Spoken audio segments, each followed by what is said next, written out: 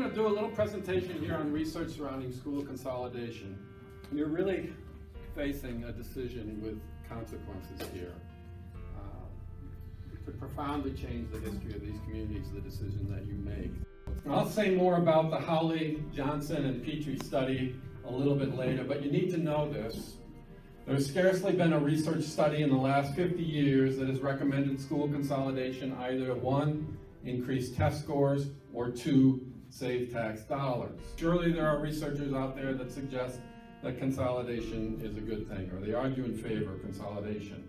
And the answer is that some do, but not in the interest of producing higher test scores or lowering tax rates or even leveling off tax rates. Tax rates are tax rates, test scores are test scores. You can't bend them to fit an argument. The Berry and West study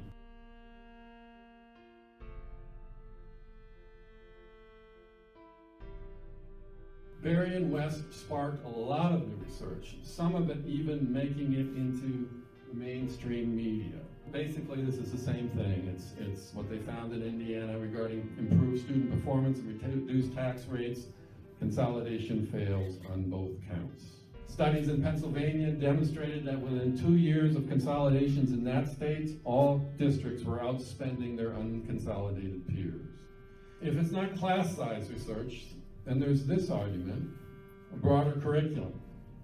Well, here's what Howley, Johnson, and Petrie in their meta-analysis of school consolidation research said about a broader curriculum. Argue in favor of consolidation based on the assumption that offering a greater variety of courses equates with expanding educational opportunities for students is contradicted by the evidence. More doesn't mean better. Larger high schools and more course offerings do not boost student achievement in Iowa. It's again a study that you can look up and you can read. You'll also hear references sometime to better socialization for kids in a larger consolidated school. And I don't mean to be too flippant with my remarks here, but I'm a little taken aback at this one because I had kids. I think my kids would have been a lot better off with less socializing than what they did. Really, the world doesn't care how big your high school class was. I don't think there were any editors that said to Willicasser, we can't possibly publish this story. There were only 6 kids in your graduating class.